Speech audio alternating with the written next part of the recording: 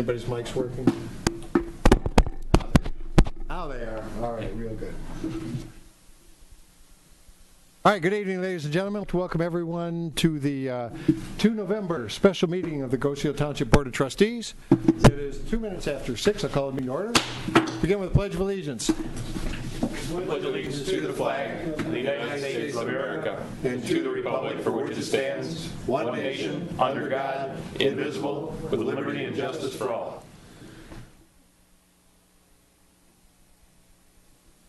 Okay, once again, thanks for coming. It is special meeting. We have the entire board here.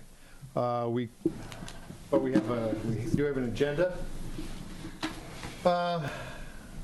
First, I'm going to. It's not on the agenda, but we have a minor modification to action item number 3. One sentence was added by the finance director, adding the 2 additional costs. So there's a third sentence. I'm going to ask the board to approve the use of the amended version with the third sentence in action item number 3. So if you look at the original one, it mentions the 20,000 and the 35,000, and then on the one that Starsniak preferred just has a final sentence adding those 2 numbers. Any questions, comments among the board? Just give me a minute to read this because I just want to make sure we're not doubling up on the 55 because the board also approves. Yeah, I think it's important not only for the agenda, but more for the motion when it's read. Yeah. So yeah, you just go on. I'll have it read by then.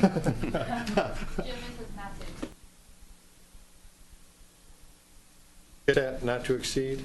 But it says also approves. You're right. Right. Yeah. Yeah.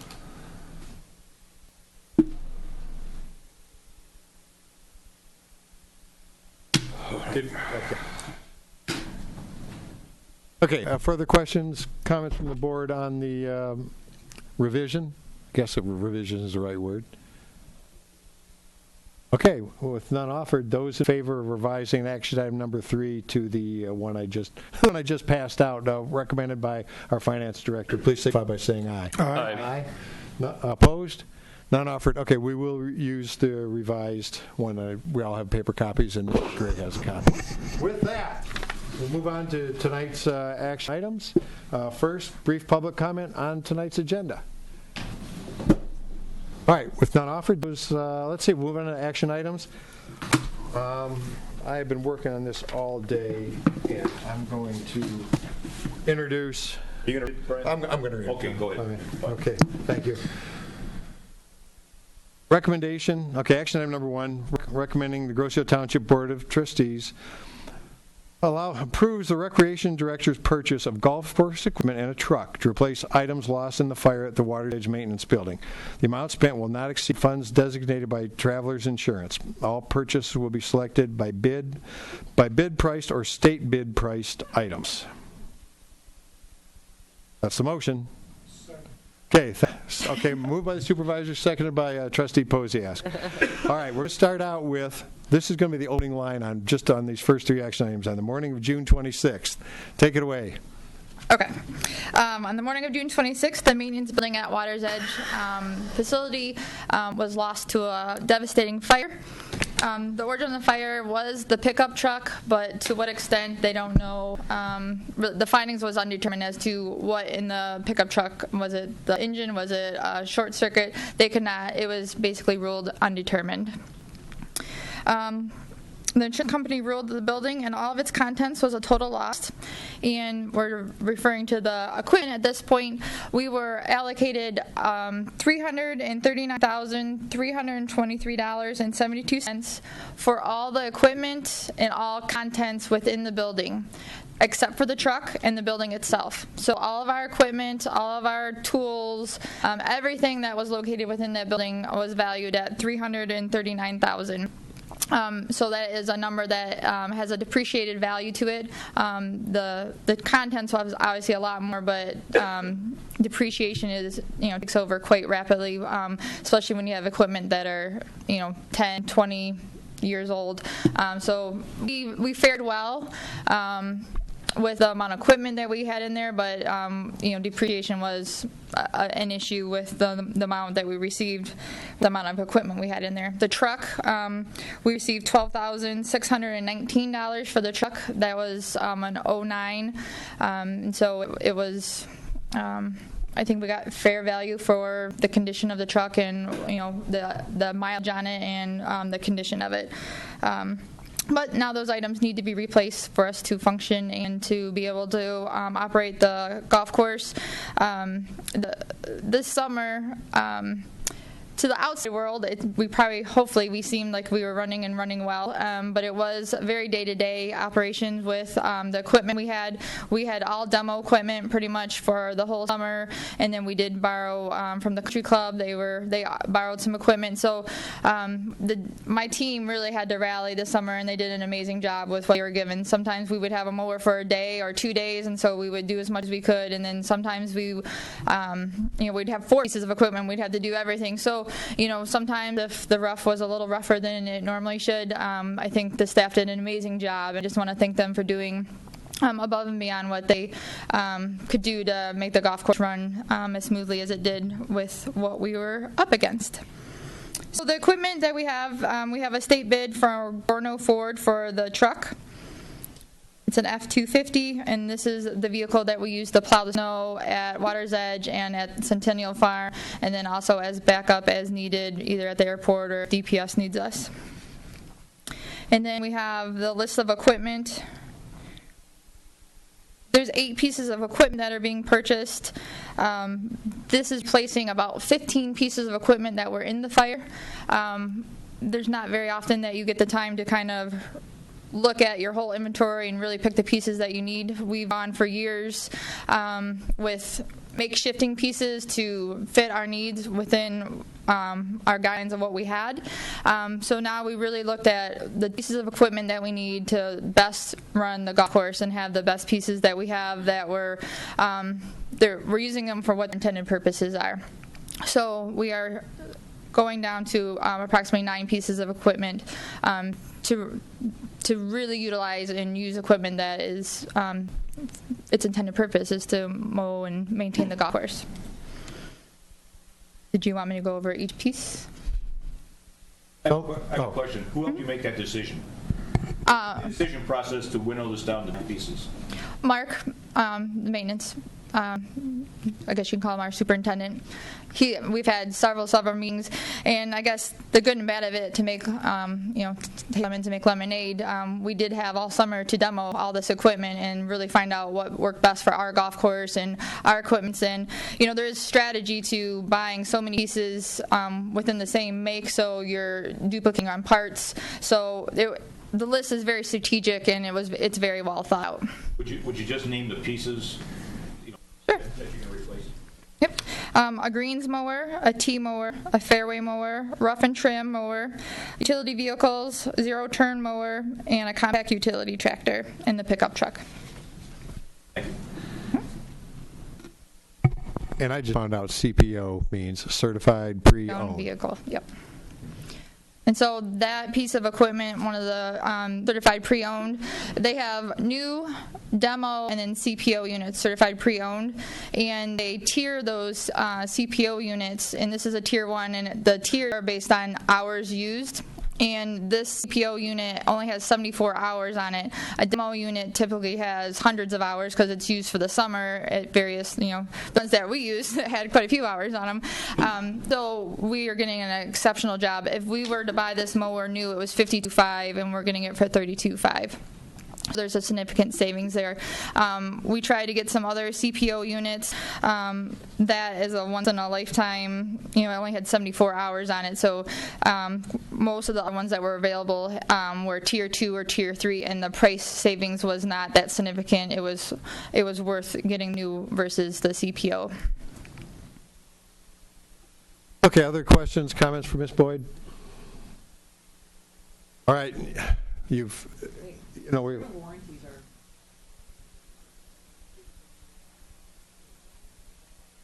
The new and the CPO are given the same warranty. It's a 2-year warranty. Is that? Whoa, excuse me. Is It's a term. Is it also hours, so many hours, or?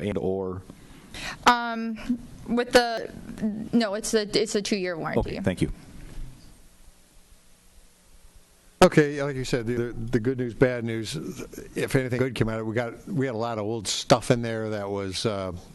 We just never got rid of the old stuff. We used it and we kept it as spares. And Mark Tiso, our maintenance, he's an amazing mechanic. He can keep anything on life support. Some of the Ford tractor in there looked like it could be in a museum. It was so well taken care of and it was still functioning. So that's the hard part with insurance when you sit down with an adjuster. And we had a gentleman that they had travelers, hired a company, and this is what this gentleman does for a living. He goes in and assess equipment and helps you put a value to it. And so he came in from Nashville, and you sit down with these people and you say, oh, well, yeah, we had a 25-year-old tractor. And, the first thing, oh, sure, 25 years old, but it was functioning. It was a vital piece of our equipment that we used to help mow and move things around the marina. And so, you just can't do it justice when you say, no, really, it was in great condition.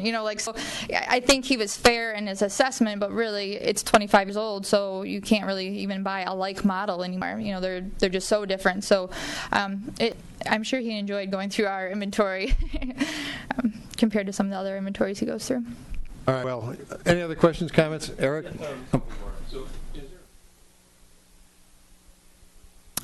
Yes.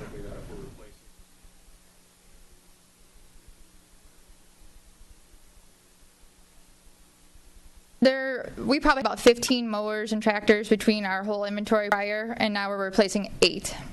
So we're replacing less, but they're more multifunctional. There was a lot of stuff in that barn, and again, we're replacing it now with the right stuff, the stuff we need.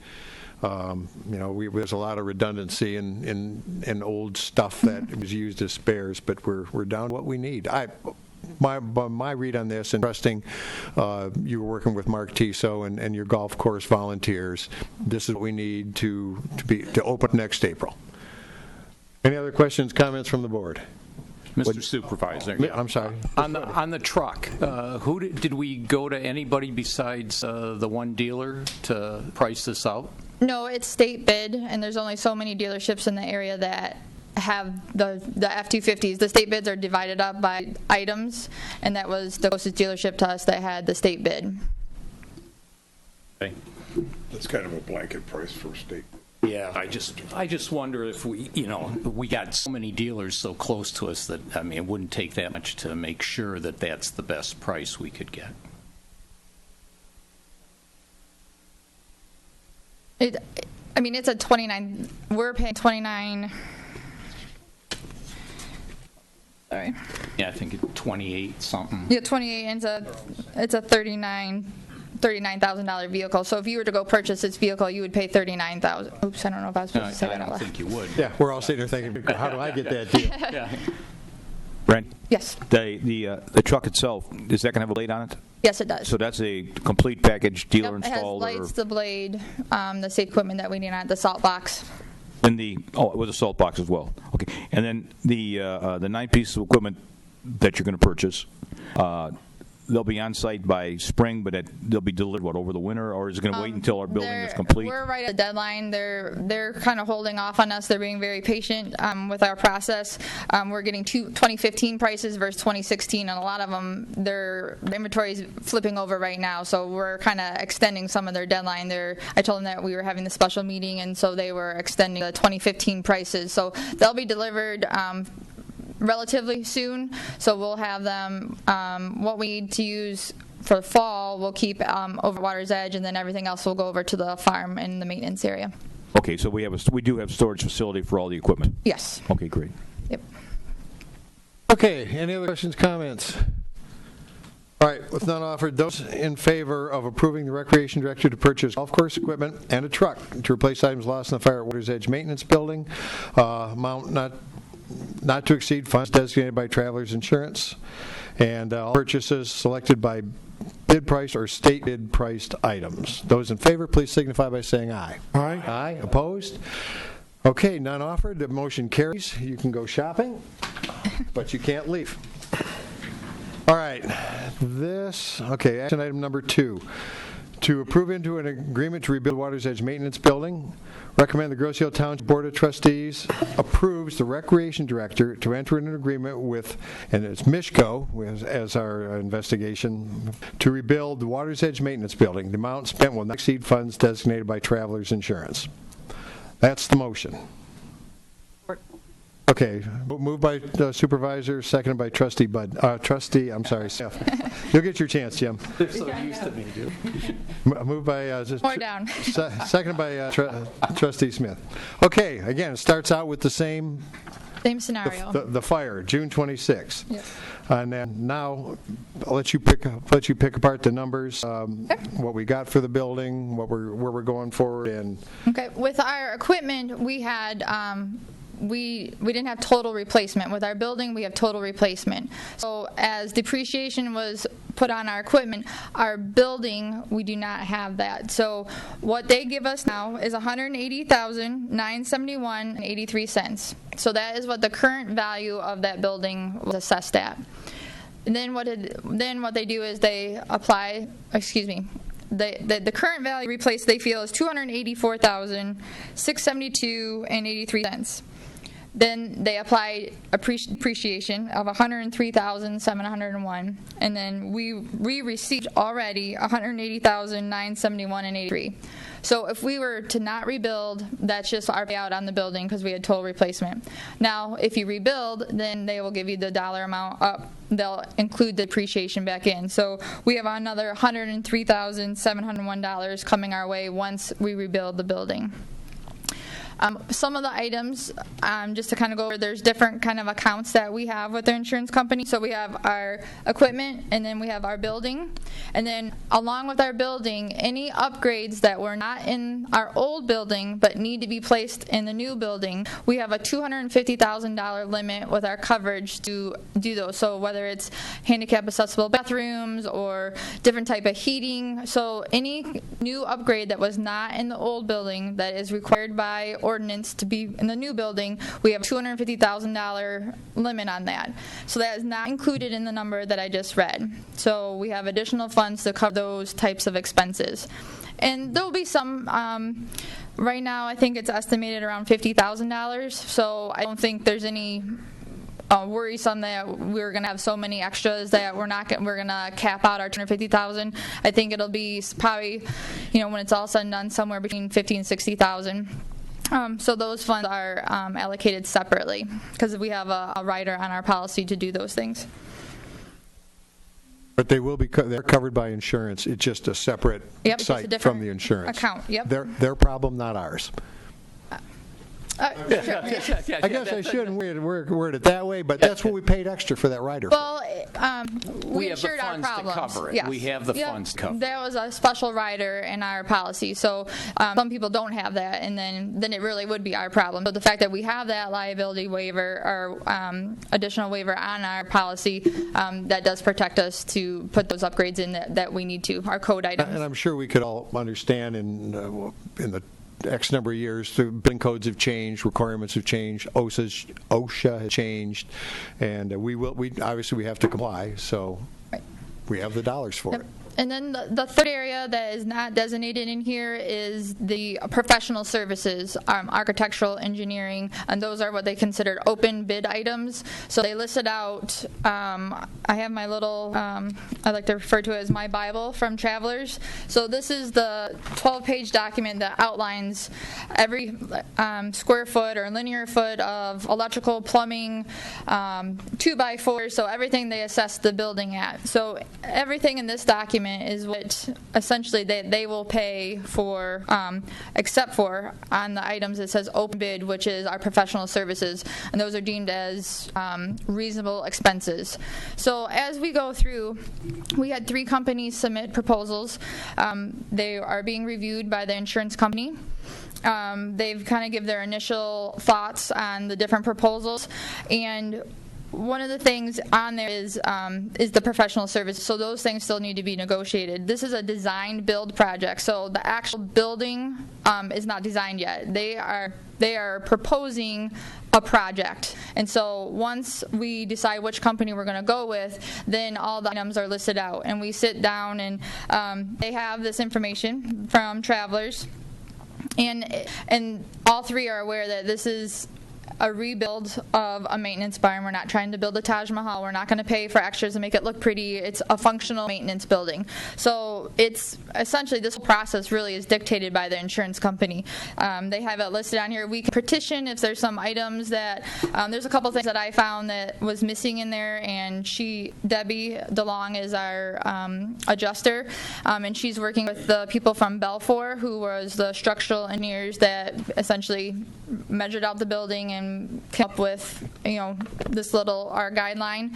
So we can talk to them and say, hey, I don't think you, like the break room we had in there, they didn't have the plumbing or the cabinetry in there. So that needs to be added to the amount of dollar work that we have to work with.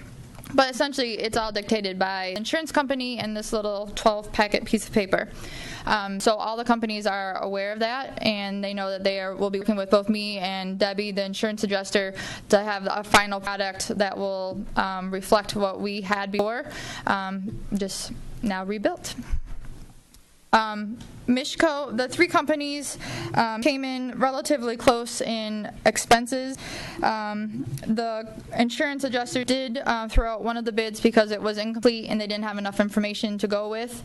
Theirs came in at $450,000. Shaw Construction came in at $414,808, and Mishco came in at $388,430. And when you looked at your sheets, you may have saw that Mishco was higher. It was more at $456, I believe. What I did was I pulled out and compared apples to apples. Mishco was the only company that came in and laid it out how I wanted it to lay out, because what I had asked for them to do is to lay out the expense of the building, and then I wanted them to list out our anticipated expenses for moving the facility, and then the possible upgrades that we were supposed to have for code requirements. And so they listed those out, and the other companies did not. So I did pull out those fees, and that's where these numbers, this is where this is the nuts and bolts of it. So if you add in the additional money that Mishco had in their bid, they had the most complete bid, so it did at first glance looks like it was the most expensive, but when you compare apples to apples and compare the same numbers, then this is where we're at. So they were actually the lowest bid. So they this Mishco had in there to move the building, they had that cost in there? How much did they have? $55,000. Okay. Yep. Randy, on the upgrades, as far as code restrictions, I'm assuming we're talking about a fire suppression? That is not required on this side of a building. Okay. But it would be items like that. So anything, wider bathrooms, it's a single bathroom, so it has to be a unisex bathroom, it has to be handicap accessible, a chemical pad, which is dictated now, which wasn't on there. Or retention tank? And then as far as like electrical explosion proof, because of solvents or things like that in the building, are those like upgrades that we're going to be looking at? All the upgrades are ordinance based. So when we sit down with the company that we go with, we will sit down and have put pencil to paper. Okay, this is what we want. This is where the building's going to be moved to, which they already know that. But what happened? It's a design build. So right now this is a concept, and it's a really close concept to what we will build. I just want people who may be watching tonight to understand the type of things that you'll be running into. Yep. So then what we do is we'll take that final concept and then we'll take it to the building department, and that's when they'll verify that all the ordinance are being, like our fire suppression, if we need it or didn't. If we didn't have it in there and we did need it, then they would say you need to have fire suppression. So they go through and everything will be listed out of what will be in there, the size doors to make sure that they're, wide enough, or our garage doors. So any ordinance that has to do with the building, we submit this to the building department, and then they will say you're missing this or you need to add that, or they might come back and say, well, you don't need this. If you want it, it's fine, but you don't want it. So they will go through and verify, but those are some of the items that would be the we did verify fire suppression. And they said that we did not need it for the size building that we had. Heating, the old office wasn't heated, but new code says if you have an office in a maintenance area, you have to have it heated. So there's some items there that, again, we're just not in the original building that will need to be a new building. And then you hadn't mentioned this yet, but our spare parts inventory and hand tools, is that on a different account? That's on the last account that we just talked. That's contents and equipment. Okay. And so the amount of money that we use for, you just approved the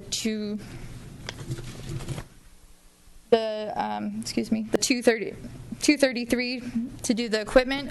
There's $118,000 left over in that account, and that has we've already started replenishing some of our supplies. It's just that we didn't speak of like tools, but that's an important part of the. Yep, absolutely. And we've been replacing what we can, but there's still some more to do. And then some of that money also needs to be to replace some of the items. The washer and dryer that was in the maintenance barn, some of the cabinetry, the fire suppression lockers that we put some of the chemicals in. Those were paid out in the equipment and contents, and so those will need to be purchased once the building is back to place. That has nothing to do with the building part of it. Yeah, I just wanted that clarified. Thank you. Yep, there's a lot of spokes in this wheel. Okay, other comments, questions, Mr. Treasurer? Couple.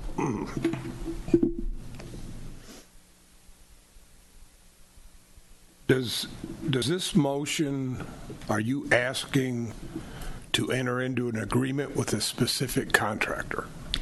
Yes, Mishco. ISCO is the contractor? Yes. Okay. What experience have we or our township engineer had with this contractor? I don't know. Probably nothing with the township, and I'm not sure about Sahilo over at Rains. I kind of went into my rec world of people who've used companies, recently that did similar buildings or similar projects, and I had that's where I got Shaw and Mishco from. And both companies, both Shaw and Mishco, have been in contact with Sahilo over at Rains, and he did. He has an email that I have here, if you like me. He said, good morning, Bill.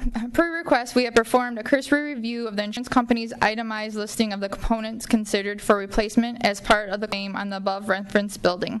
And he is referring to my little Bible here from Travelers. We have also performed a cursory review of the proposals submitted to replace the subject building. It appears this project will be undertaken as a design-build construction. We recommend architectural plans to be submitted to the Township's building department for review and permitting to ensure all construction elements meet applicable building, electrical, plumbing code, and site plans required. This is a normal step in the design-build process. Should you have any questions or need further assistance, please let me know. Thanks, Sahilo. So I have been in contact with him. Dale's been in contact with him, and so has both Shaw and Mishco when they submit their bids. So, if I get this straight, you're going to act as a project manager here? No, Mishco is the project manager. But we don't know Mishco, and so obviously Rains is not involved here. Who is our? That's our township engineer. They're not involved. So whatever Mishco, who is the contractor that's building this thing, do we have any review process in place for what they're going to give us? I don't mind spending the money because it's insurance money, but is there a review process in place that, because when they're done, Grosse Ile has the building, own it. And we want to make real sure in the process of going forward, because a lot of things can happen in the construction of a building, that our needs are met, number one. And even if our needs aren't covered by insurance, those needs need to be brought forward so this board can make a decision. Right. I mean, I don't want a building sitting out there that, for example, you can't heat it, or it's going to cost you $8,000 a month to heat the building, which would indicate adequate installation, adequate standards set. Who's going to review that? Is it going to be the guy that's doing it, or is it going to be a third party? Or, I mean, No, that. Go ahead. the review process is design build. Mishko will hire an architect as part of the proposal. They'll do an actual detailed architectural drawing that'll get submitted to the building department for review and permit, and that's when all of those different code items are listed. Actually, I think heating insulation is one example, is listed in the Mishko line item, which they're insulated panels. So they took that spec sheet that Balfour put together for Travelers and bid those items. So once the actual architectural drawing is completed, that will be submitted to the building department. And that's when every division will review plumbing, mechanical, electrical, and Raines obviously is doing all the site work and the utility review. Okay. And then it's inspected throughout the process as well. Well, I understand that. It's just that we're asking to move forward with a lot of cash here, a lot of money here moving forward. And I want to make sure that we as an end user have some control of the end product. Right. And I don't know Mishko. I don't know who they are. Yeah. I've never vetted them. I don't know if Ohio's vetted them. I don't know who they are. Right. So we're taking your word or Traveler's word that this is a company that we can rely on to do this thing. I'm not comfortable with that. I would much rather see a contractor I'm familiar with. I understand it. I understand the process here. I'm not sure that. Well, everything is, once we'll put together the entire project, but any changes or anything, it would be reviewed through me, and then through Travelers. So there's a 2-check system there that everything, they can't just go and change something without my approval, and my approval can't be changed until I get something. But you're not an engineer, and neither is the insurance company. Right. And I'm concerned about that, as we all are. Right. Because we don't know this company, and we don't have a handle on them. When Mishko, whatever their name is, leaves Gross Seal, we probably never see them again. And we need to be confident going forward that we're moving in a direction that's going to give us an end product that is. So I'm looking at, I see concern. We've got 2 issues here, architecture and engineering. We certainly have the engineering capability for Sal to keep his finger on the pulse of the engineering portion of this project. But that hasn't been said any place in this project. So Ohio's name has not been mentioned. So anyway, I'm leading to the second part of this is the adherence to the architectural standards and the expectations of the building, the specs. We could bring on an independent inspecting party. I don't think it'd be a bad idea. I don't know that inspection is it's going to be inspection kind of indicates we're looking at the finished product or a completed project. I would much rather have a going review of what's being done by someone we know and trust. I guess that's what I'm trying to say. And I'm sorry if I didn't mention it, but Sahil will be involved throughout the process. They're not yet, but I'm glad to hear that. And it's not in anything we've seen. And I'd like to see that in the motion. Okay. That that the project is pending. Any progress on the project is pending review of the township engineers. That's what we pay them for. We pay them a lot of money to do that. And I feel a lot more comfortable because I don't know this company. Right. And I'm sorry that it wasn't in there. The site work is kind of a separate portion of it, and the 3 companies, when I told them that when they were bidding the process, that our engineers had to be involved in the process and were especially responsible for the site engineering. So they will be involved in the process. And like I said, I have been in talks with Sahilo throughout the whole process since day one. Once when it burned. Well, I wouldn't be comfortable voting for this unless it was in the motion. You can certainly add that. Would that constitute a friendly amendment? Okay. All right. Ted? When you speak about insulation and that sort of thing, Dale said something about insulated panels, but what is the rating of that insulation? Right. So is it an R17 or is it an R35 or is it? Right. And those are the questions that we need to be comfortable as a group we're going to be looked after by our engineer, because we can go back to our engineer. Like, when this is done, when we write the last check to these guys, they're gone. We're not going to see them again. And we've ran across that, a lot of sewer projects here. Once they leave, they're gone. They don't even want to hear from us again. But Ohio does. So I would think we need to incorporate review from our engineering staff to make everybody, me especially, I mean, I don't know about the rest of these board members, but I would be very comfortable then knowing that I've got somebody with the knowledge looking out for Absolutely. our best interest. Does that make sense? It does. absolutely. It does. So we would like to amend the motion to include verbiage, every, the progress on the project will be monitored by the township engineer and subject matter experts approved by the township? Yeah, or the township engineer. Yeah, I would think that continual review by the township engineer as we move forward would be an adequate statement. Okay. And I understand that this may or may not be covered in insurance. I don't know that, but I'm not sure It won't. that. Well, I'm not sure. As I read this, there is engineering ads that it may be. You say it won't be, it may be. I think certain pieces of it will, but the constant monitoring probably won't, but I'll definitely check it. Because, if it's just a matter of review, so Ohio can bring back to us, I'm a little bit concerned about this. Right. And if we have to pay for that, then we have to pay for that. I think it would be minimal in the sense unless there's a big issue and he has to spend a lot of time on it. I think that it would But be I well would think, spent. reading what I've read here, as far as the outline from the insurance company, that would be covered. And I think we could insist that it is covered. It's not going to be a lot of money anyway, I don't No, believe. like I said, I think it will be minimal unless there's an issue and he has to spend a lot of time on it. But I think if he's monitoring the process and it's not, hundreds of hours at the end of the day, which it won't be, then it would be.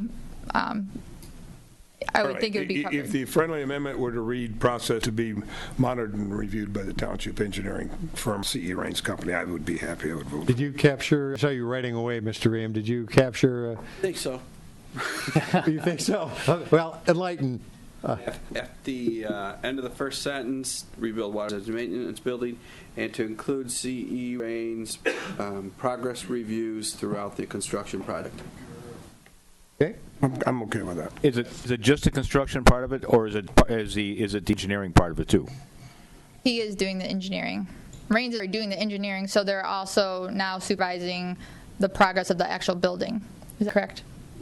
Yeah, so I mean, as far as the design process goes, be it the heating system, be it the insulation, be it the electrical, Raines will have Look-see at it. a look-see at it, and if it doesn't meet Raines standards, there'll be review, and we It'll can make go back decisions. to Mishko, but it also needs to be reviewed by the insurance company. They're pretty cut and dry of what they'll allow us to have. So if we're covered for a like building that was there with like features. So we had 2 hanging Resner units for heating. That's all that's in there now. So if that's something that we want to change, that would be our expense. If that's something that's not to code and they need something further now, then that could fall under the code ordinance. So that's all the details that will come out once we put pen to paper and put all those down in writing. The architect actually draws up the building plans that we're going to use, and all those items go in it, and that goes to the building, the building department. And then that's where all will lay out. And then there will be items that, say the hard part is the building was not, it was just a shell when they inspected the building. So there's some items, if we want more electrical outlets, we would have to pay those extra. If there was only 10 in that whole building and we want 20 now, or if it's, we would have to pay those if it's above and beyond code. So there are some little items that, this building isn't being used 12 months a year, over the winter months, right? It's minimal.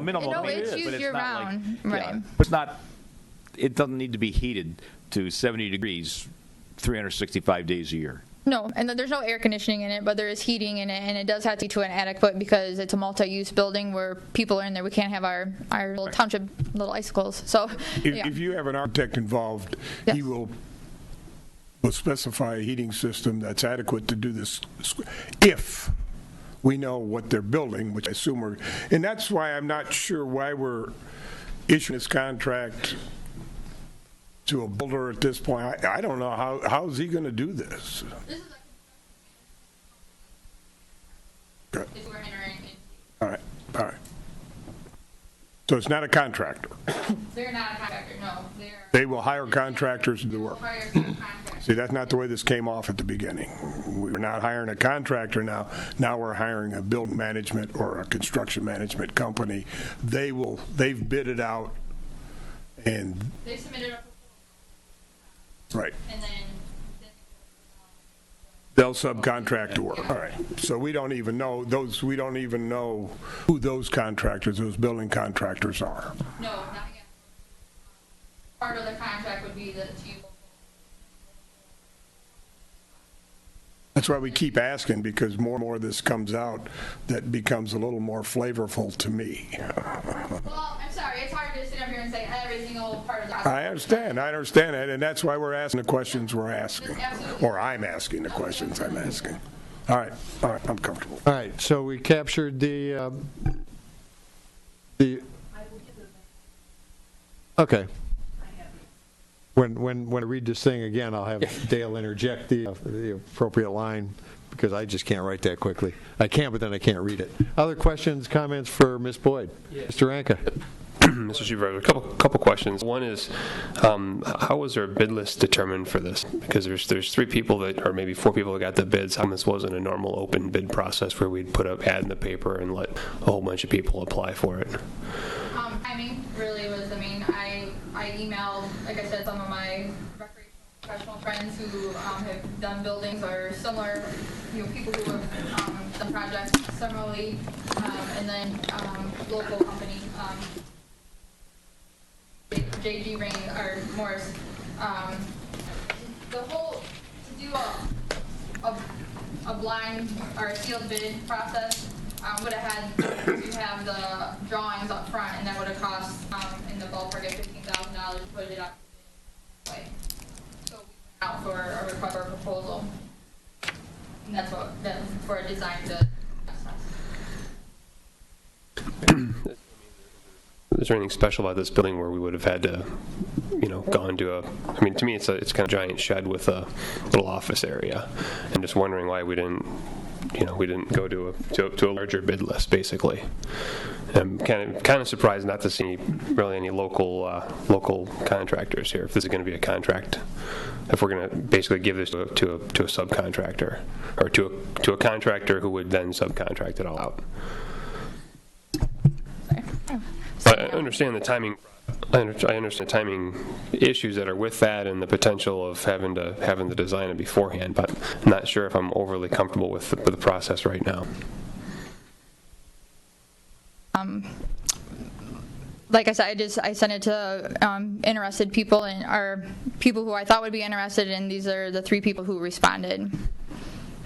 How many people were given the opportunity to respond? 4. And throughout the process, typical protocol with insurance is the insurance company usually says, this is who you're going to use. This is, they're given really tight guidelines of this is what you do. Well, fortunately or unfortunately, the travelers didn't give a list of vendors or preferred vendors, or you need to use someone off this list. So it was left to open to us to find people who were interested in the process. So then the way I see this right now, this would be a concept budget, right? So this company, whatever company we choose, would come back with kind of a proposal, and we have to okay that proposal along the way? Yes, it's a design build, but it's a conceptual project at this point. And so we are tied to, really, what dictates this process is travelers and the amount of money that they're allocating for the different parts of the process. The only thing we really dictate as far as is items that we want to add to the project. So if you look at this, the amount of electrical is in there, it's itemized out. So we are For like concrete and asphalt, we're allotted $33,981. For doors, $9,000. Drywall, $1,400. So we're pretty much dictated by what Travelers has laid out for us. If any of the process, if we add something or if they put something into the final process, then and it's additional money, then that would either have to go to Debbie, our adjuster, and we have to give her an explanation of why it's more, or if something that we feel is important and we want to add the item and it's not covered, then that would be an expense on the township's behalf. So this is, we are guided by what Traveler basically lays out for us.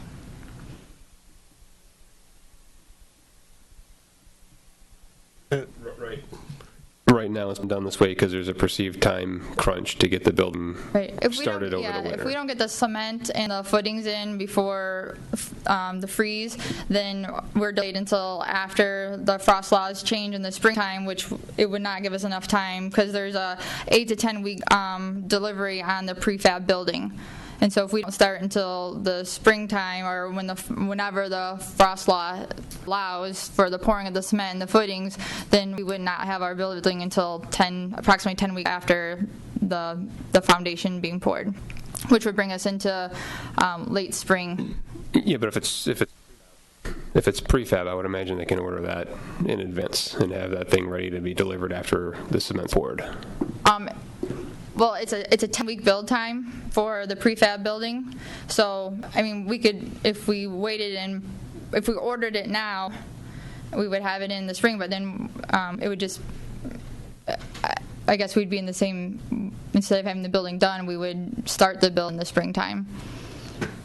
But we'd still have to order it within the next few, by December to have it ready for February to build. All right, that's all I have for right now. All right, I'm not sure. What's your issues with frost laws? What's my issues with them? With frost laws? No, to pour the cement in the footings if we don't get it in before. Well, they can pour cement anytime. The only trouble you might have is in the spring of the year, there may be some laws out with regard to concrete trucks traveling the roads, but there are no laws with regards to when you can pour concrete. They can put antifreeze in and pour concrete anytime. It just gets more expensive. It's a more expensive process. So ideally, we want to have this up and running by April because we want the golf course open as soon as possible. Yeah, the golf course opens in April. All right. I have a question for Ted. I know you've been around for a while. Were you? Thank you. A long while. Were you around when they did the building for DPS? Yes. Did you have input in? We're talking about a light duty maintenance building. The township board and the township engineer had input through that whole process. But that was Raines also. Okay. But what I'm getting at is that is not a light duty building. That is, I'm assuming that's a. Yeah, it was a high-end building. That was pretty pricey. I think we went out for about $1 million. Yeah, a little over $1 million for that building. I mean, it wasn't a storage shed. It was going to be offices and utilities. And what we're talking about right now is I want to say an upgraded pole barn, a large pole barn. Right. But with steel construction, it's not a wooden construction with sheet metal over the top of it. It's a steel construction. That's correct. I'm not even sure that what it is the issue. The amount of money we're spending on this and we're utilizing to do the job is my concern. It's my only concern. Because if I knew who this contractor was, if I know who we're giving this contract to, I'd have no problems at all. I don't know. I've never vetted them. I've never seen their work. And I know from past experience, when we get outside people in, when they're done, they're done. You couldn't get them back here. They had a chain tied to their truck. And I want to make sure when they are done, we're all comfortable that what they did is. I understand completely what you're saying. Sure. Continuous evaluation. All right, other questions, comments from Ms. Boyd? We're ready to build from scratch. I've learned enough tonight. All right, last chance. All right, Dale, you ready to chime in? Because I'm just with the sentence that you captured. Okay. The Grosse Ile Township Board of Trustees approves the Recreation Director to enter into an agreement with MICCO, M-I-C-C-O, Michigan Construction Company, to rebuild the Water's Edge Maintenance Building. And to include CE Rain's progress reviews throughout the construction project. The amount spent will not exceed funds designated by Travelers Insurance. All right, those in favor, please signify by saying aye. Aye. Aye. Opposed? Negative. Nay. One nay. Okay. The motion carries. Thank you. Don't go away yet. All right, continuing on the same vein, and the reason we're here is the timing issue to get this thing started. Grosse Ile Township Board approves the Recreation Director. Recommend the Grosse Ile Township Board approve Recreation Director to spend $35,000 with the selected contractor to relocate the Water's Edge Maintenance Building. Board also approves up to $20,000 in contingency funds for this relocation or building construction process. The board also approves an operating transfer from general fund in the amount not to exceed $55,000 from prior year's resources. That is the motion.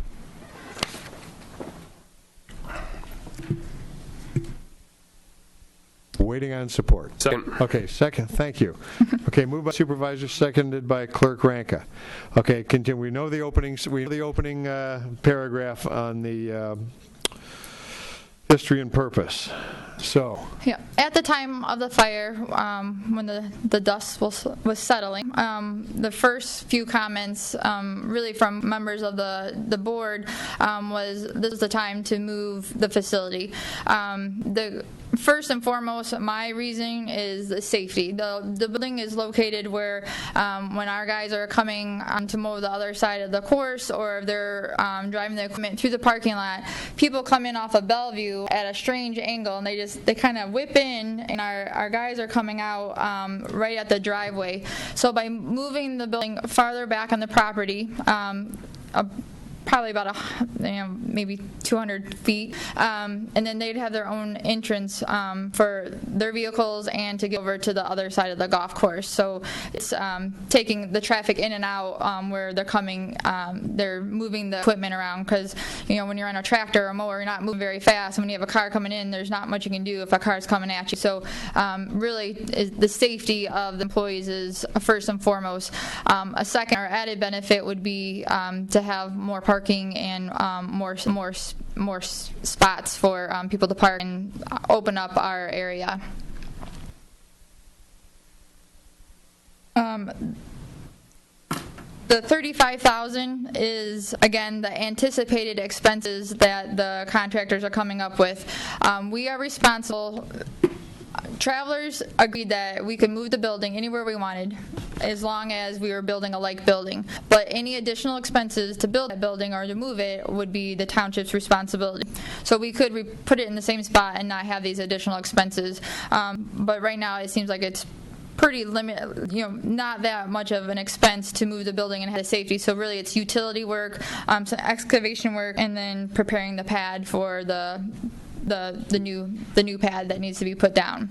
And again, these are anticipated expenses, and that's why I put in there the $20,000 for contingency, because you don't know what will happen when like when we put the restaurant in, there was a lot of stuff in the dirt underneath, and so to make sure that we could get in there and not come across any problems, or we can get in there. So I just wanted to have a little bit of a contingency if we ran into any of those issues that were major issues that were time sensitive and I could not get to the board.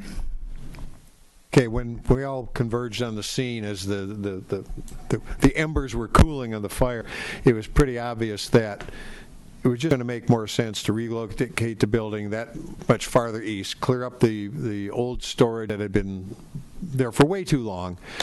This gives us the opportunity, like I said, to make it a much safer entrance or a safer operating area for the maintenance people, because like you said, people come in that driveway looking for the place to park, not considering there might be somebody on a mower. It's a big blind spot because people are coming in to park and they're not coming this way to park, they're coming that way. So we'll end up with a cleaner recreation complex. Again, additional parking hopefully will be nice. Hopefully we'll have plenty of customers look for parking places safer, and it's just looking, we were pacing around there. Let's get this farther east. Let's clean this up, and just keep the maintenance area in its own little niche, and leave this part open for traffic and transport. So it was kind of. It seemed like real simple at the time, but obviously when you're moving something, we know we're going to have to extend the utilities, the water, sewer, electric, some site work to pour the new pad. But overall, it needs to be farther east. That was just my observation at the time, and it remains my impression at this time. Other questions, comments from the board? Mr. Budney. The additional funds started out at $30,000 at our last meeting. There were $30,000 on one of the some of the documents that you gave us today. Then it went up to 35, and now we're asking for an additional 20. Why can't you come back to us if you need additional funds over? I understand that the 35 is what's in Mishko's bid or proposal. Why can't you come back to us if you need more? I certainly can, especially if it's something that's not, I guess, when you're in the middle of a process, building or digging and something comes up, it would be for emergency type items. If you wanted to come back to the board, we certainly can do that. It's just sometimes it's a make a decision now types, and I just wanted that flexibility to be able to do that. But certainly, sometimes a special meeting might be in store because you don't have 2 weeks, or we have the end of the year coming and we only have 2 more meetings left, so the meetings are kind of spread out throughout the holidays. So it was just a way to catch those emergency type items. This money is not for let's make it prettier, or it's emergency items that come up during technical issues, not beautification issues.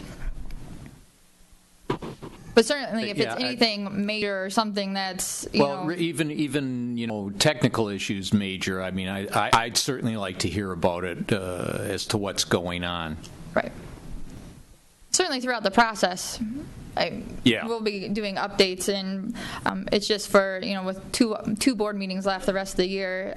It didn't seem like a lot of if something was if we're for time, if we're at a time issue, it would be hard to get into the board and make them wait and then finish whatever the issue may be. But if it's anything other than an emergency type issue, certainly I would come to the board. Mrs. Smith. Thank you. Sure, I don't think Mike's on. So this is just to move the building. What about, obviously, there's going to be some costs. Obviously, we're going to extend the parking lot, right? Is there any idea? That is not scheduled at this time. Okay. Where the old building was, it's been excavated and it's removed, and there's gravel down. So it's suitable for its intended purpose right now. Okay. And then maybe future budgets we can asphalt it or extend the parking, but that is not happening right now. Okay. Other questions? One project at a time, Lauren. Mr. Poziask. Just a comment, I'm reading the proposed motion. If I understand what everyone has just said, this motion should eliminate the sentence that says the board also approves up to $20,000 in contingency funds. Is that correct? And then the general fund, the amount not to exceed $35,000 from prior year. No, we wanted to keep the 20,000 contingency so that if for some unforeseen reason we go over the 35 and we're trying to keep the project going, Brandy knows she has access to an additional $20,000 to make it happen, rather than calling another meeting to authorize her those funds. So the transfer would happen, but the money would go back if necessary, or when it's. That's just not the way I understood it. I understood that we were not going to just add the contingency fund tonight. And I guess Max Nix. It doesn't matter to me. There's a mechanism to control it, but I don't think it's been determined yet. Right. Okay. And there was an offer, and as we were passing papers around, I'm going to read a revision to the final sentence. It's better worded. The board approved this operating transfer from general fund in the amount not to exceed $55,000 from prior year's resources. It takes out the word also because it sounds like there's a lot of funds being transferred. Reality is it's the addition of 25 or 35 and 20, and it's as a separate act, we are acknowledging that the board will be transferring those $55,000 from general fund into the rec account. Thank you. So if that, okay. It clarified it for me, too. Who was it who made the revision to this? Ann. Thank you, Ann. Next time, we'll write just kidding. You good with that, Mr. Pozask? I'm just fine with that. Okay, Mr. Treasurer.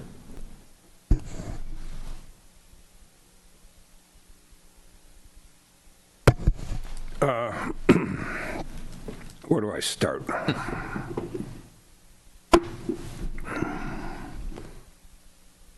Number one, I'm having a tough time dealing with the safety issue here. I mean, if we're really concerned with safety, we'd have a gate up there and make them go to the next driveway, because there are 3 entries that go into that parking lot. So if it was really a safety issue, we could fence that or gate that so that people couldn't come in there. They'd have to go down to the next driveway, and there's also a driveway beyond that brings them right into the restaurant parking lot. So I'm not sure I'm comfortable with the safety issue. I think we're stressing the budget here. I think we're stressing the township budget. Who is the selected contractor you're talking about? Mishko, but since it's Why would we even name them if we're moving utilities? I mean, we have the means and the contractors to move utilities. Electrical, I'm assuming Detroit Edison's going to have to move any electrical that has to be moved. They're going to have to repole it because it's a substantial way back. So you're just giving another phase of this contract to a contractor that we don't know. I mean, we are perfectly capable of relocating sewer lines and water lines. It's going to be a subcontract probably to Edison to relocate the pole. And to designate Mishko to do this work as an ad, I'm not comfortable with it at all. I won't vote for it.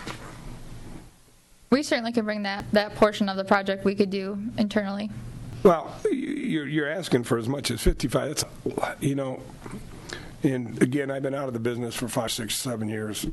$55,000 to move some sewer lines and move some water lines is a lot of money. Well, it's 35 is what it's they're 55. anticipating. Well, it's 55. You call it 35.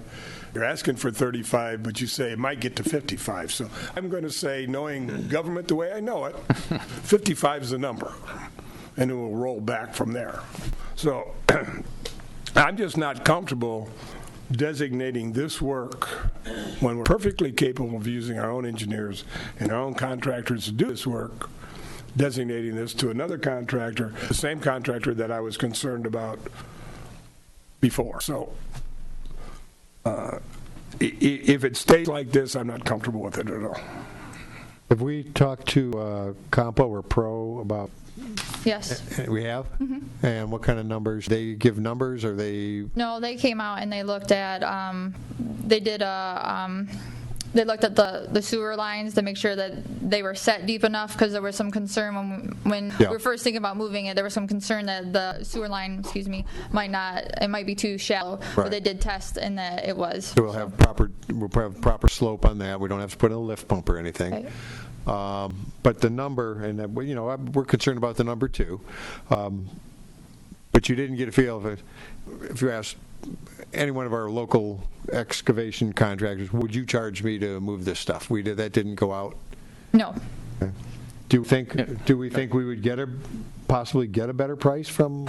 We don't even know what the price is, Brian. $30,000 to $55,000 is a huge spread. We know what the upper limit is. It's a huge spread. It is. And, as we find out, anytime you open up the ground, price is going to increase. Well, okay. In that case, why don't we just give her $100? No, it's not. I mean, the point is, there's a reason the state mandates a 10% addendum in excavation. You just never know. We could meet again. We could pull this off the original contract specs and do it ourselves. You can do it any way you want to do it, but I can tell you right now that, again, we're designating a contractor. We're putting something on a fast track. The only part of this I see that's even remotely urgent is the grading. We're going to have to do some grading back there to set our pad and do our pad. And then because the plumbing work, underground plumbing work and everything is going to be part of the building, it's going to be the extensions to that are going to be in addition to. So I'm not sure that this needs to be on a fast track. Maybe it does. Maybe I'm wrong here. But I'm not. Again, you've got a deselected contractor is the same contractor we don't even know. I'm not saying he's not going to do a good job because I don't know whether he is or he isn't. I'm just talking from past history. When we've got all the means and wherewithal, I almost voted no on the first one because I wasn't comfortable with an unknown contractor. Once we got Raines involved, I'm okay with that. But I'm not comfortable with this part of it, with that selected contractor. I think we've got all the talent in the world here that can do this. We've got the people on the island that can do it. Certainly, I can project manage this portion of the project. We need board approval to relocate the building. Yeah, there's going to be some excavation costs, all right? Well, I think we do because we know it's not part of the funding that we're getting reimbursed by the insurance company. Okay. Correct. I think the consensus is to move the building. It's this additional cost that we don't have How are we going to execute that, and how are we going to pay for it? If we wanted to do it internally, as Brandy said, being the in essence the general contractor, it would just be to approve the recreation director to spend $35,000 to relocate the water's edge maintenance building for utility, for additional utility and site costs. Period. And then the $20,000 contingency is up to the board. Well, we can always put the 35 cap on, and she could come back to us if she needs more and handle it. Anybody on this commission, on this board, I need you to help me here. A contingency fee is usually 10%. Yes. And this is a $35,000 contingent fee of $20,000. That's huge. I got a problem there. I think that's given us way too much latitude moving forward with this project without board supervision, without this board supervision. If it's going to go from 35 to 55, something needs to come back in front of this board. And the 35 is, again, from that company. Yeah. So there's markup in there. We think we can beat that. We're going to get not to exceed that amount and sub it out if you want, but I'm not comfortable with putting a $20,000 contingency on it. On top of it. Okay. Well, let's consider another friendly amendment. I do have a Sir, question. Mr. Malvesto. The motion we just approved for the building, that includes the concrete. Right. Yes. That includes the foundation and the pad. Yes. Right. Great. So the $35,000 we're looking right here, preparing the building pad. This is the one thing I'm not clear on. Clearing the building pad and excavation. Extending the utilities. I can envision that. What I'm having a hard time understanding is what preparing the building pad entails and what the excavation entails. If in fact we're already, because basically we were talking about digging a trench and moving sewer lines, electrical. Well, the preparation for the site is not included because we're moving it. So the ground where we're physically moving the building to, that needs to be leveled out if backfill is needed and excavation work for that to make sure that That's where I say if the cement is included because they have to replace the cement no matter where location it is in. But to prepare for the cement, that's not included because we're moving the location. And part of this is that the original pad was saturated with fluids and also damaged by the heat. Yes, all right. That's correct. So that was this. If they had not deemed it not usable, then we probably wouldn't be having this discussion because we would be using the same pad, and then we'd have additional expenses of all the cement. So this is where I'm having a problem is preparing the site for concrete, when in fact this pad would have been ripped out and the site would have had to be prepared for for concrete regardless. So this is not on you. This is on the insurance company. Their reasoning is why, so these additional costs, where it comes up to $35,000, I'm gonna use a general, just a round number of $16,000 for excavation and preparation, preparing the building pad. I'm confused by that. Again, that pad would have been ripped out. Which You're absolutely right, Tom. You're absolutely right. So, they've got 2 years. They got 9 and 7, which is $16,000 on something that probably should. when Ted talks about doing this in house, I guess this is the one thing that, again, I'm confused. I'm not clear on. I would rather see this done in house. We certainly can do that, yep. Hey, Ms. Posiask. Just a couple more comments. Stuck up on my mic. Number one, Ted has mentioned $20,000 as a contingency fund, and that's where I started my last set of comments. Please explain that to me. And it was explained by taking away the word "also." The other comment I'm going to make is that there's been a tremendous amount of work done by a tremendous number of people to give us what we've got here tonight, and I don't want to walk away from here with anything other than a great deal of pride and thank you for what you've done and for what your group has done and for what we are trying to work with you on. Right? This is not something that is you've been given 2 years to work on. All right. You came into a situation that you had to get something done in a time frame. Point to come back to this proposed motion again is that why don't we just scrub the $20,000 and let this motion go and let the recreation director come back at such time that she may need it. And as far as the utilities, Detroit Edison is a selected contractor too. We could select them. We can have a selected contractor determined by our building engineer or by our township engineer. There's a lot of play in what we're doing here right now, and I don't want it to be misconstrued that you've done less than a fully adequate job in putting it in front of us. But I think taking the 20 out makes this resolution easier to swallow. Make it a flat 35, and when you need to come back for more, or if you need to come back, then we ought to do it. That would be my friendly amendment. I'm going to read a proposal, and I think we have capturing where we're going. Where I think we're going with this. The Grosse Ile Township Board approves the recreation director to spend $35,000 to relocate the Water's Edge Maintenance Building. Period. The board approves this operating transfers from the general fund, period. Not to exceed. Not to exceed 35 rather than 35. Well, we already said to spend. Okay. Well, we can put that in the first line. The Grosse Ile Township Board approves the recreation director. Okay. 30 in there. To spend $35,000. Up to $35,000. Not to spend $35,000. To spend up to $35,000? And does that cover it? Or spend. That way that comes back to us if there's any changes. Okay. So the Grosse Ile Township Board approves the recreation director to spend up to $35,000 to relocate the Water's Edge Maintenance Building, period.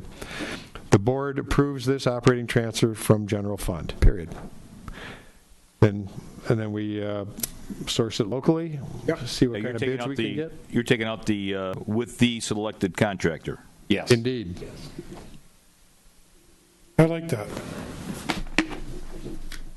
Other comments, questions? So in general, I'm fine with moving. Thanks, Mr. Supervisor. With moving the building location, I think it makes sense to fully utilize the site. But I do want to know what if planners looked at this and is making sure that we're still holding back the appropriate setbacks. So I don't think there's a full site plan review because there's no change here. You're just moving the building location, but I still want to make sure that this hits the right setbacks. So I don't know if we can add in there also that pending review of the planner. I spoke with Mr. Boardman. He said it would be an admin review. Yeah, I fully expect that as well. I just want to make sure that gets done because I hear we're moving it east, but I don't know how far east and how far from the property line and everything else, and I want to make sure that that's still proper. Yep. Like a clause. If you can add a clause pending building location review by the planner. To relocate the Water's Edge Maintenance Building in accordance with Township Code, within Township zoning. It clearly it's going to be within the guidelines, right? But I just want to make sure the planner has a look at this before. A pending review from the Township planner, I think is appropriate. Okay. Okay, so to relocate the Water's Edge Maintenance Building, pending review by Township planner. Yes. Okay, I got to write that down. Ted? And since I seconded it, I'll accept that friendly amendment.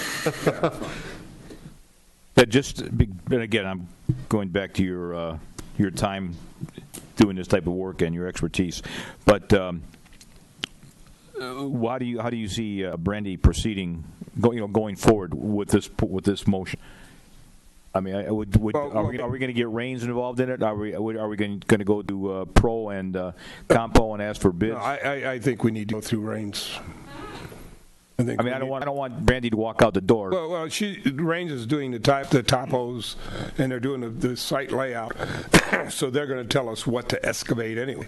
Okay, I just didn't want Brandy to walk out the door going, what do I do Well, now? I think she understood. We need Rains involved. Rains would have been involved, even if the other company was doing it, they would have did this portion of it. Again, I just want to be clear. Yep. Other comments, questions? Mr. Supervisor, yeah.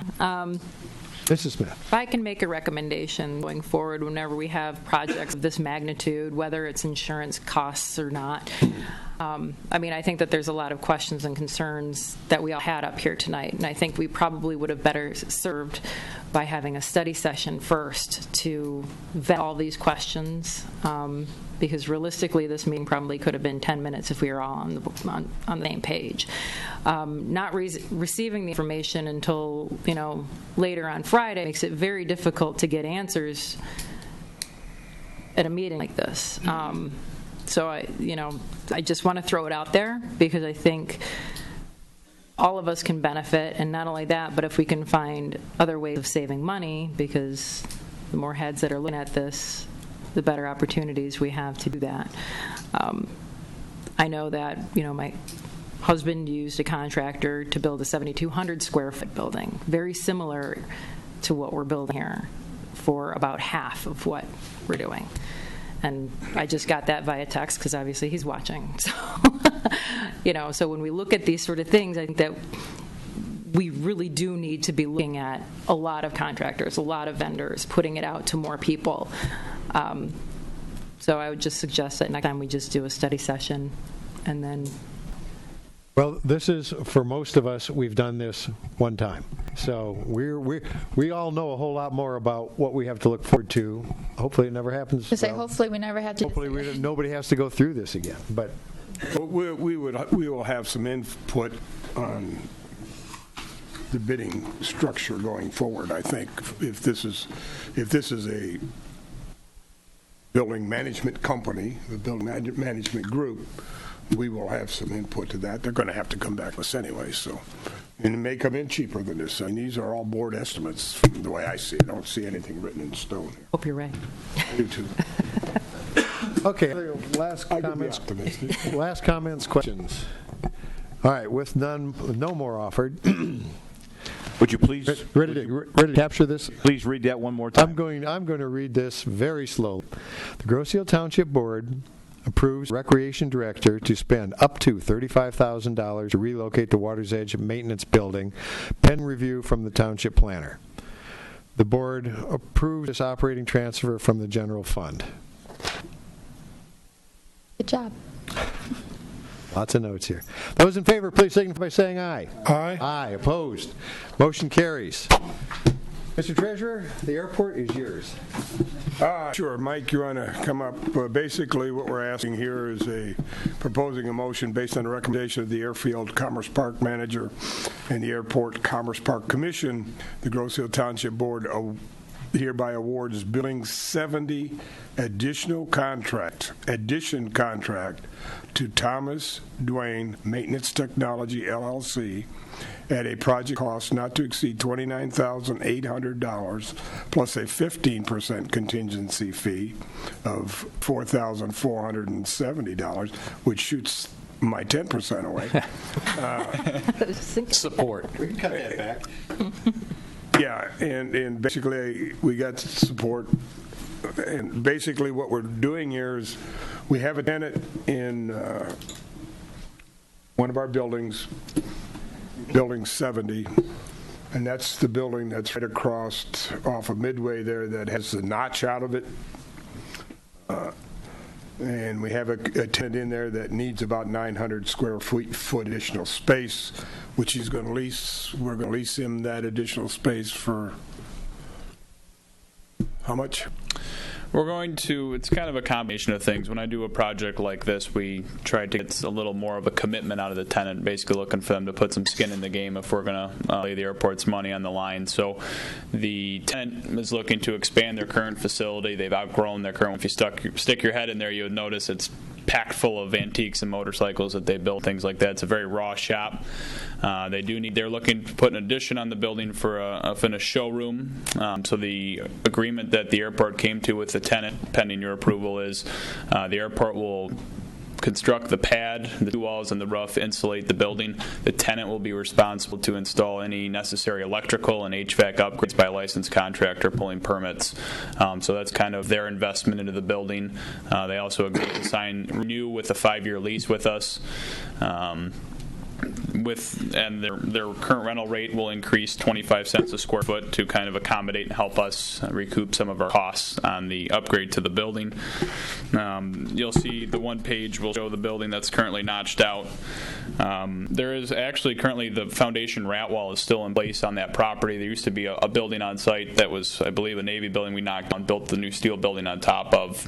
So the foundation came out there. The new building just didn't get that corner completed. I don't know why at that time. So the foundation, one wall of the foundation is existing, so we're basically going to pour the footings and the pad in there and put two walls and a roof up and insulate it. And then the tenant will be responsible, like I said, for the electrical and the HVAC. The HVAC, we believe, has enough BTU to it where we can just do a reduced tube down to that facility if there is an upgrade that's found, when they do their load calculations. If we do need a new box furnace or something like that, that would also be the tenant's responsibility.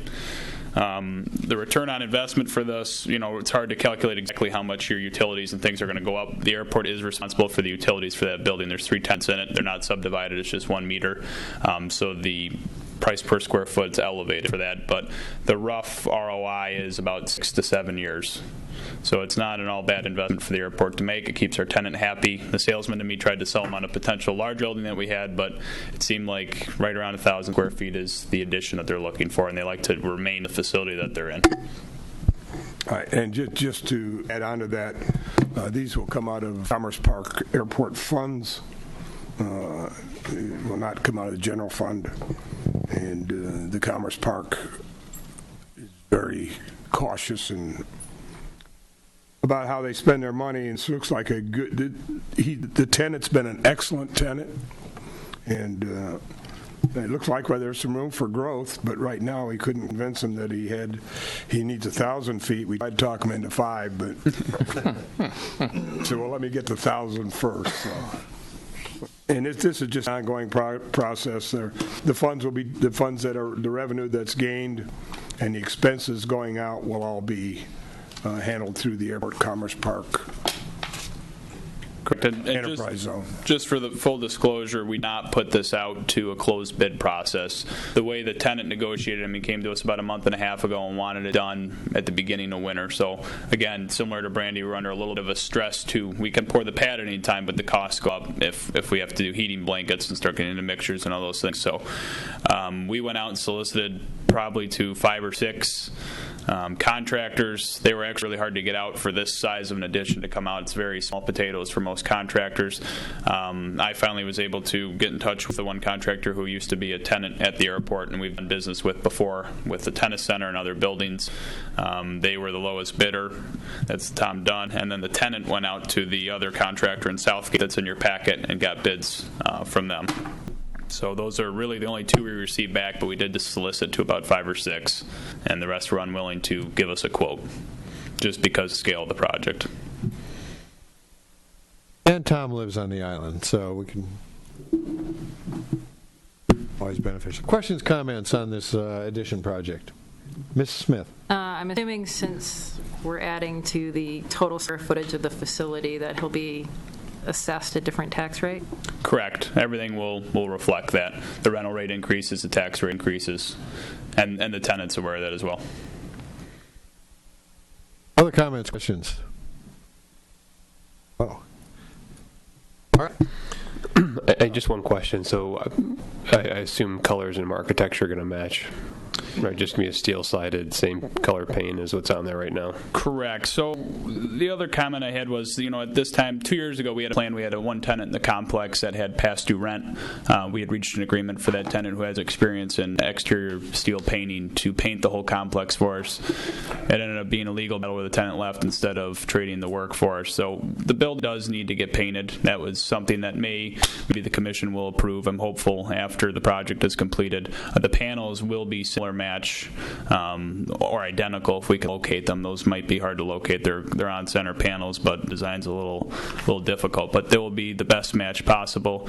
We'll either match the paint for the building is my goal. I prefer to paint the whole building, so we're going to start getting some estimates for that right now. So that's not included in this price then? That cost, I don't recall. Hang on, I can tell you. I believe not. I believe it's unfinished right now.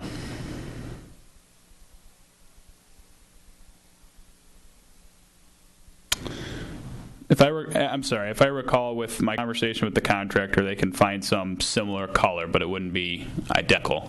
So that's at the time. The problem with the building right now is the north side is basically one color, the south side is another because of the sun fade that's on it. So it's kind of which color do we want to match? I think this is a good time to repaint the facility, like I said. So I think we'll get some estimates for that. And that's probably a small enough scale project that the commission could handle that in-house without bringing it to the board for a dollar amount, but we'll have to wait and see. Follow on, good with that? Other questions, comments? All right, with none offered. Recommend the Grosse Township Board of Trustees, based on a recommendation from the Airfield Commerce Park Manager and the Grosse Airport Commerce Park Commission, the board award the Building 70 addition contract to Tom Dunn, Maintenance Technology LLC, at a project cost not to exceed $29,800 plus a 15% contingency of $4,470. Okay, those in favor, please signify by saying aye. Aye. Aye. Opposed? None offered. That motion carries. That concludes tonight's action items. Thank you very much. Mr. Duker. And with that, public comment. We all know the rules. All right, with none offered, I'll entertain a motion to adjourn. So moved. Second. Okay, Trustee Budney, Trustee Posey, yes, those in favor signify by saying aye. Aye. Opposed? We stand adjourned at, let's make it 7:32. Thank you, everyone.